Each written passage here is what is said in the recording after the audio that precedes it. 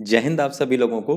स्वागत है आप सभी का एक बार फिर से आपके अपने YouTube चैनल एग्जाम प्लस पे। हम लोगों ने अभी एक श्रृंखला शुरू की है करंट अफेयर्स की। द करंट अफेयर्स एमसीक्यू की एक ये श्रृंखला शुरू हुई है। और इस श्रृंखला में हम लोग जो भी हमारे समसामयिकी हैं यानी कि करंट अफेयर्स के क्वेश्चंस हैं जो एग्जामिनेशन के पॉइंट ऑफ व्यू से बहुत इंपॉर्टेंट होंगे और आपके अपकमिंग एग्जामिनेशन तो एक उसका क्विक रिवीजन लेके चलेंगे। लेकिन ये क्विक रिवीजन सिर्फ एमसीक्यू ही नहीं रहेगा बल्कि हर एक क्वेश्चन का एक्सप्लेनेशन भी आपको कराया जाएगा। तो हम सभी लोग रोज इसी टाइम पे मिलेंगे सुबह अपनी करंट अफेयर्स की क्लास में। और सभी लोग जल्दी जल्दी से वीडियो को लाइक कर लीजिए। चैनल को जो सब्सक्राइब नहीं किया वो चैनल को सब्सक्राइब कर ले और वीडियो को ज्यादा से ज्यादा शेयर भी कर दीजिए अपने ग्रुप्स वगैरह में ताकि और ज्यादा बच्चे जुड़ सकें और जुड़ के एक हेल्दी कंपिटेटिव माहौल में आप सभी लोग इस एमसीक्यू को विद एक्सप्लेनेशन समझें यहाँ पर। तो are you guys ready for today session? आज के सेशन के लिए आप सभी लोग हैं तैयार? तो फटाफट से रिप्लाई करिए एवरीवन फास्ट। Very nice. चलिए तो शुरू करते हैं आज के अपने इस सेशन को द करंट अफेयर्स। कल तक हमने जहां किया था उसके आगे बढ़ेंगे और आज का पहला क्वेश्चन आपके सामने ये रहा। Which country has proposed to introduce self-driving cars by the end of 2020?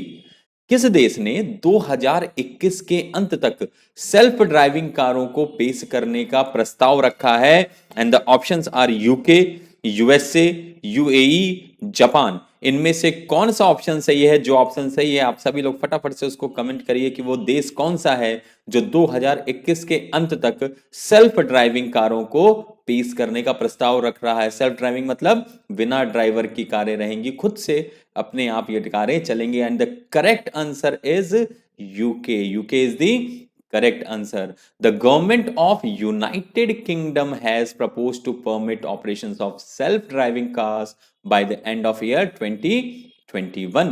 तो आपका ब्रिटेन, यूके, जो पूरा यूके है, यूनाइटेड किंगडम, वहां की सरकार ने क्या कहा है? इस परमिट को देने की बात कही है कि 2021 के अंत तक चालक रहित जो खुद से गाड़ियां चलें उन गाड़ियों को चलाने की अनुमति प्रदान कर दी जाएगी। The automated lane keeping systems to be operationalised in the UK would be first in the world to be legalised. अब ध्यान से सुनिएगा, ये भी बड़ा इंपॉर्टेंट है आपके लिए। वो कौन सा पहला ऑटोमेटेड लेन सिस्टम है जो दुनिया का पहला है और वो किस देश में किया गया? ऐसे भी क्वेश्चन आ सकता है। तो यूनाइटेड किंगडम में उस चीज को किया गया। और पूरा नाम क्या है इसका? The automated lane keeping system, ALKS। तो इसका एब्रिविएशन भी आपको ध्यान में रखना है। Next, which field Michael Colin was associated with? Michael Collins जिनका नाम हाल ही में चर्चा में था, किस क्षेत्र से जुड़े थे? मेडिकल साइंस, स्पोर्ट्स, एस्ट्रोलॉजी या स्पेस साइंस? माइकल कॉलिंस जिनका नाम हाल ही में चर्चा में था वो किस क्षेत्र से जुड़े हुए थे? फटाफट से अपने आंसर को कमेंट करिए। और इस क्वेश्चन का करेक्ट आंसर है स्पेस साइंस। वो किससे जुड़े हुए थे माइकल कॉलिंस? स्पेस साइंस से जुड़े हुए थे। Michael Collins who was the pilot of NASA's Apollo 11 which carried Neil Armstrong to the moon died recently। इनकी हाल ही में मृत्यु हो गई है। ये पायलट थे उस नासा का जो अपोलो 11 यान था, स्पेसशिप था, जिसको आपको पता है जो रॉकेट गया था चंद्रमा पर नील आर्मस्ट्रांग को लेकर, उसके ये पायलट थे और इनकी हाल ही में मृत्यु हो गई है। इसीलिए इनका नाम अभी हाल फिलहाल में न्यूज में था। He was 90 years of age and he battled cancer disease। तो किन कारण से उनकी मौत हुई? तो कैंसर की वजह से उनकी मृत्यु हो गई है। He was a recipient of the Presidential Medal for Freedom in 1969, the NASA Exceptional Service Medal for his brave maneuvering of the Apollo 11 mission spacecraft। इनको प्रेसिडेंशियल मेडल भी मिला है फ्रीडम के लिए 1969 में, और the NASA exceptional service medal जो इन्होंने अपोलो 11 मिशन को सक्सेसफुली कंप्लीट किया था उसके लिए मिला था इनको। Next, which institution had proposed that India should provide additional incentives on purchase of EVs in addition to that provide FAME second? किस संस्थान ने प्रस्तावित किया है कि भारत को हेमदती के अलावा ईवीएस यानी जो भी इलेक्ट्रिक व्हीकल्स हैं उनकी खरीद पर अतिरिक्त प्रोत्साहन प्रदान करना चाहिए। NITI Aayog, world bank, Asian development bank या नन ऑफ द एबव, वो कौन सा संस्थान है जिसने भारत को ये प्रस्तावित किया है कि जो फेम द्वितीय इनका एक, कल हम लोगों ने इसके बारे में पढ़ा था फेम सेकंड के बारे में, जो इसकी स्कीम है ईवीज को प्रमोट करने के लिए, उसके अलावा अतिरिक्त से भी प्रोत्साहन देनी चाहिए। तो करेक्ट आंसर इसका फटाफट से कमेंट करिए, और करेक्ट आंसर इसका क्या है? NITI Aayog is the correct answer. India's premier think tank, Niti Aayog, has stated that the government of India should provide additional incentive or purchase of electric vehicles over and above the incentives already provided by under this existing scheme, faster adoption and manufacturing of hybrid and EV। यही है fame द्वितीय। इसमें जो facilities दी जा रही हैं उसके अलावा एक्स्ट्रा और दिया जाए, क्यों? क्योंकि इलेक्ट्रिक व्हीकल्स को प्रमोट किया जा सके अच्छे से। तो उसको प्रमोट करने के लिए इस बात को नीति आयोग ने ये सुझाव दिया है। Also NITI Aayog has stated that the government should include EVs and associated businesses under the priority sector lending norms. इनका जो प्रायोरिटी सेक्टर लैंडिंग नॉर्म्स है, तो नीति आयोग ने इस बात के लिए भी सजेशन दिया है कि सरकार को क्या करना चाहिए, ये जो ईवीज हैं, जो इलेक्ट्रिक व्हीकल्स हैं, उनको और उससे जो एसोसिएटेड बिजनेस है उन सभी को प्रायोरिटी सेक्टर लैंडिंग नॉर्म्स के अंतर्गत लेके आना चाहिए ताकि उनको और सुविधाएं आसानी से मिल सके। Next, where is the Central Institute of Brackish Water Aquaculture located? CIBA, केंद्रीय खारा जल जलीय कृषि संस्थान CIBA कहां पर स्थित है? And the options are Bengaluru, Chennai, Jaipur या पटना। तो फटाफट से कमेंट करिए अपने आंसर को। केंद्रीय खारा जल जलीय कृषि संस्थान CIBA, central Institute of Brackish Water aquaculture, is located in which city? And the correct answer is Chennai. तो ये कहां पर स्थित है? Then it is situated at Chennai. The Central Institute of Brackish Water Aquaculture CIBA is located in Chennai. The institute functions under the aegis of Indian Council of agricultural research ICAR। इस full form को भी ध्यान रखिएगा, इस abbreviation को भी ध्यान रखिएगा, ठीक है। ICAR क्या है? ये Indian council of agriculture research, इसी के अंडर में CIBA वर्क करता है। The institute has recently developed N indigenous vaccine for viral nervous necrosis. ठीक है, इन्होंने अभी एक वैक्सीन भी डेवलप किया है वायरल नर्वस नेक्रोसिस के लिए। किसने? CIBA ने। ठीक है, तो next question, name the body which approves the appointment of finance secretary of India. Bharat के वित्त सचिव की नियुक्ति को कौन सा निकाय मंजूरी देता है? Appointments committee, audit committee, special selection committee for staff selection या नन ऑफ द एबव। इनमें से कौन है जो वित्त सचिव की नियुक्ति के लिए मंजूरी देता है? नियुक्ति समिति, लेखा परीक्षा समिति, स्टाफ चयन के लिए विशेष चयन समिति या इनमें से कोई नहीं? And the correct answer is appointment committee. ठीक है, तो अपॉइंटमेंट कमिटी भी किसकी? The Appointments Committee of the Cabinet ACC has approved the appointment of the present expenditure secretary TV Somanathan as the finance secretary of GOI, government of India.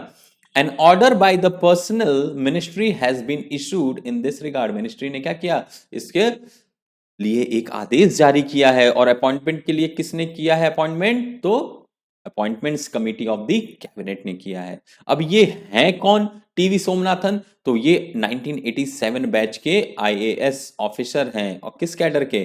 Tamil Nadu cadre के IAS officer हैं, जिनको हाल ही ने ACC ने, the Appointments Committee of the Cabinet ने appoint किया है फाइनेंस सेक्रेटरी। नेक्स्ट, एज पर the recent guidelines of the RBI, what is the tenure for which the financial entities must appoint statutory auditors?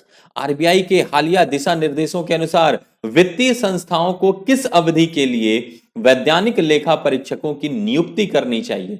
And the options are 5 years, option B 7 years, C 3 years and D 2 years 5 साल के लिए, 7 साल के लिए, 3 साल के लिए या 2 साल के लिए, कितने वर्षों के लिए स्टैट्यूटरी वैधानिक लेखा परीक्षकों की नियुक्ति की जानी चाहिए?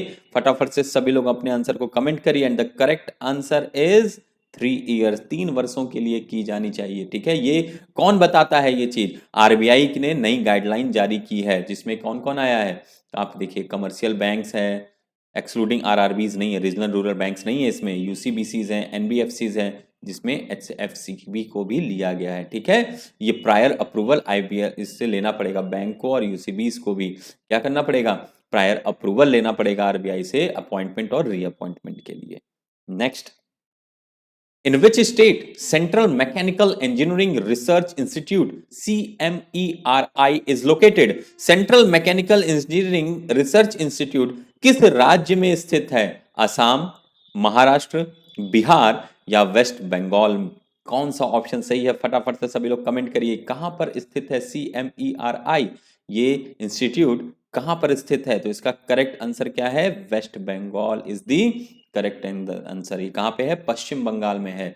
The Council of Scientific and Industrial Research Central Mechanical Engineering Research Institute CMERI is a government institution engaged in engineering research and development. ये CMERI क्या है? ये किसका है? Council of Scientific and Industrial Research का एक पार्ट है, एक उसका संगठन है। और ये किस काम में इंगेज रहता है? तो इसका काम है इंजीनियरिंग का रिसर्च करना और उसके विकास के लिए कार्य करना। इट इज लोकेटेड इन दुर्गापुर। ये कहां पर स्थित है? दुर्गापुर। और दुर्गापुर कहां है? वेस्ट बंगाल में। The institution has transferred the technology to manufacture oxygen enrichment units to several private institution. इन्होंने अभी एक टेक्नोलॉजी है वो कई प्राइवेट इंस्टीट्यूशन को दिया है। जो टेक्नोलॉजी वो है क्या? मैन्युफैक्चर करना किसका? ऑक्सीजन एनरिचमेंट यूनिट्स का। ये इन्होंने टेक्नोलॉजी अभी दी है। ठीक है, द CSIR मतलब the Council of Scientific and Industrial Research, ये CSIR हो गया, और Central Mechanical Engineering Research Institute ये CMERI हो गया। Developed oxygen unit technology can help patient to recover faster. तो ये किस फील्ड में? हेल्थ के केस में, चिकित्सा के क्षेत्र में इन्होंने इस योगदान को दिया है। Next, in which country NATO has launched joint military exercise named Defender Europe 2021?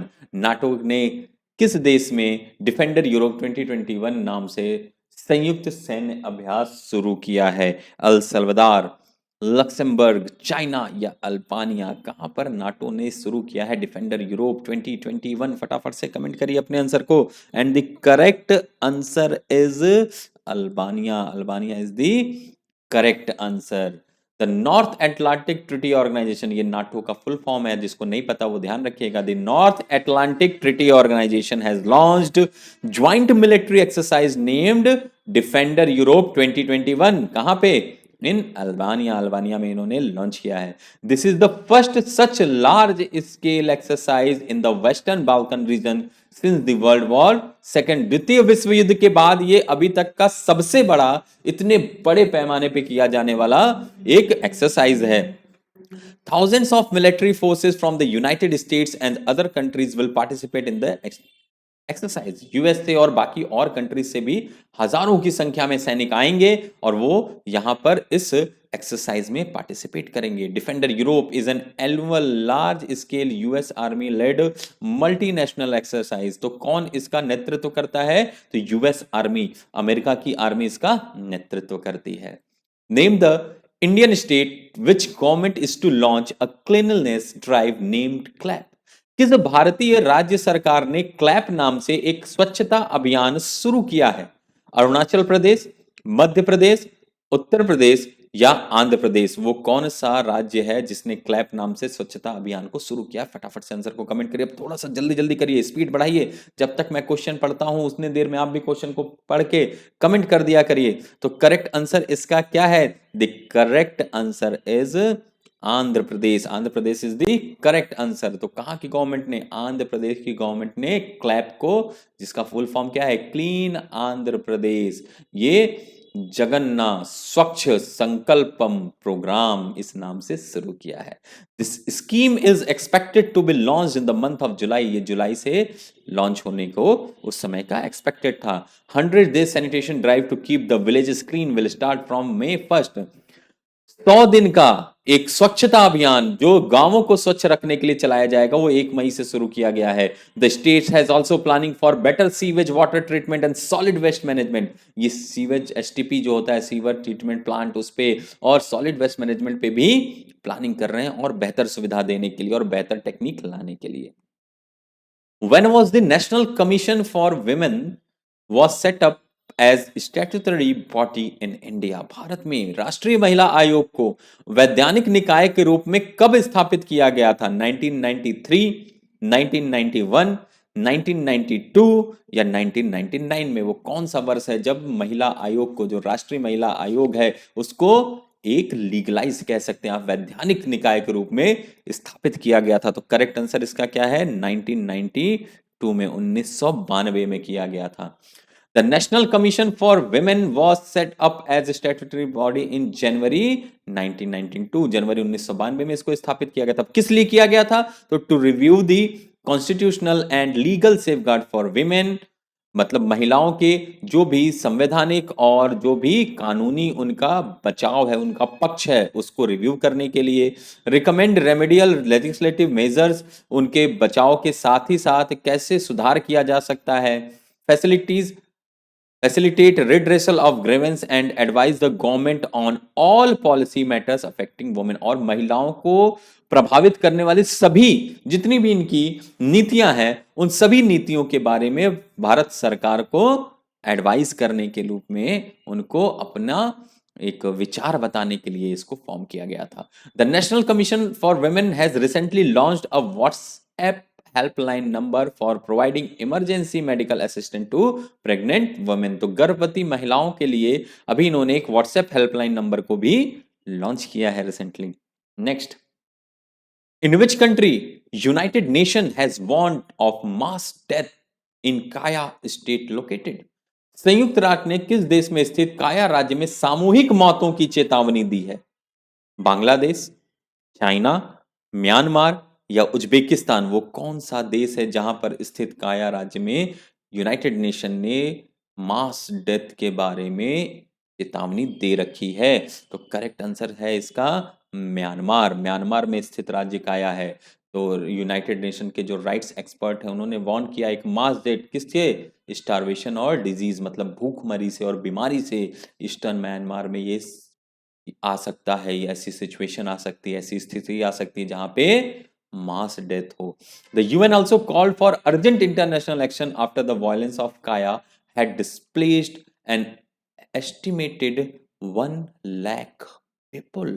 तो 1 लाख लोगों का अनुमान इसमें लगाया जा रहा है कि इसमें हो सकता है।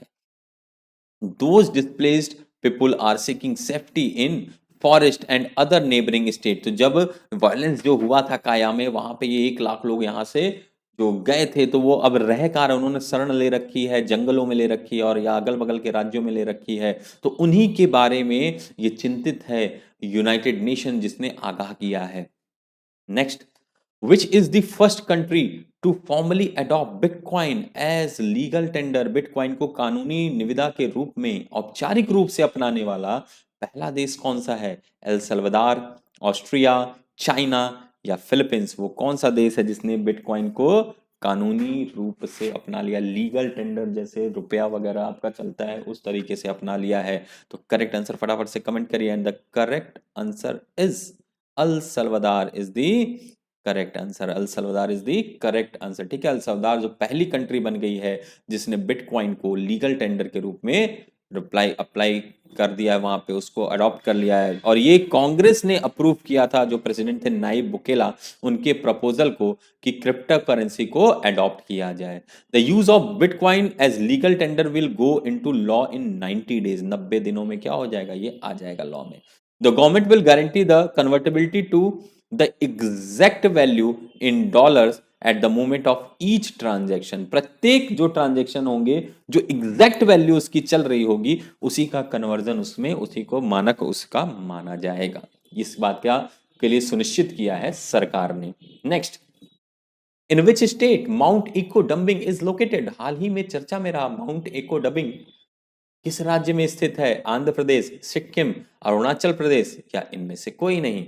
फटाफट से आंसर करिए। माउंट इको डंपिंग कहाँ पर स्थित है? तो इसका करेक्ट आंसर क्या है? करेक्ट आंसर है अरुणाचल प्रदेश। अरुणाचल प्रदेश में स्थित है। A team of wildlife enthusiasts have sighted 2 species of monal birds. ठीक है, मोनल बर्ड्स के 2 स्पीसीज को इन्होंने वहां पे देखा था माउंट इको डंपिंग पे। कितने? 4173 मीटर समुद्र तल की ऊंचाई पर। It is located in the state of Arunachal Pradesh. कहां पर स्थित है? अरुणाचल प्रदेश में है। द हिमालयन मोनाल, जिसका साइंटिफिक नेम क्या है? लॉम्फोरस impejanus, is widely distributed from Afghanistan to northeast India. The Sclaterus lompophorus sclateri monal is found in China and Myanmar. ये जो दोनों प्रजातियां पाई गई हैं, ये अलग अलग जगहों पे जहां मिलती हैं उसके बारे में भी China, Myanmar, Afghanistan, north India, वहां तक के लिए बताया है। Next, the minimum support price MSP of paddy, sesame, tuar and urad were hiked recently. These are dash crops. धान, तिल, अरहर और उड़द के न्यूनतम समर्थन मूल्य में हाल ही में बढ़ोतरी की गई थी। ये कौन सी फसलें हैं? रबी, जायद, खरीफ या इनमें से कोई नहीं जिनका भी एमएसपी बढ़ाया गया है?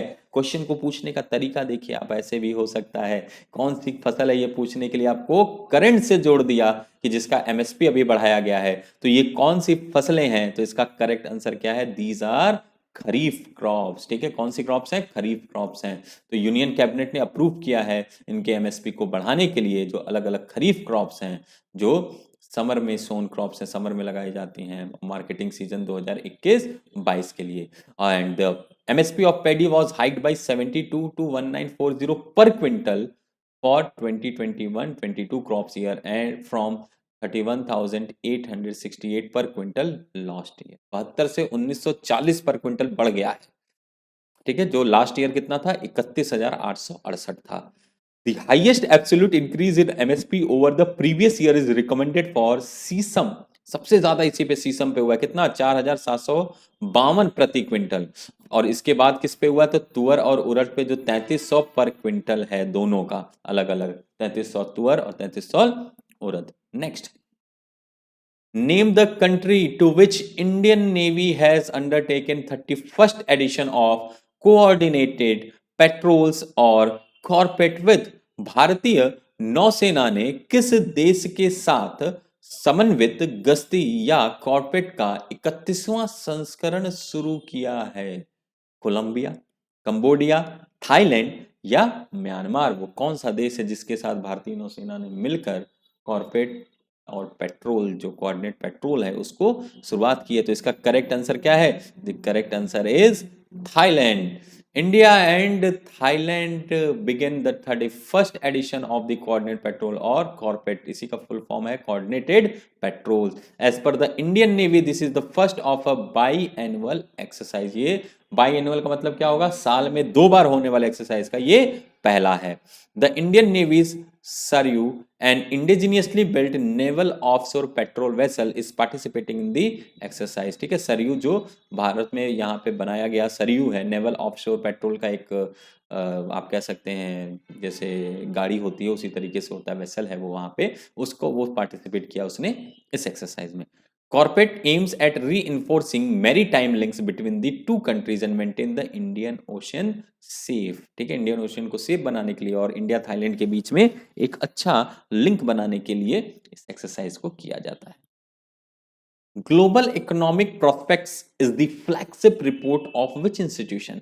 ग्लोबल इकोनॉमिक प्रोस्पेक्ट किस संस्थान की प्रमुख रिपोर्ट है? IMF, world bank, ADB, NDB?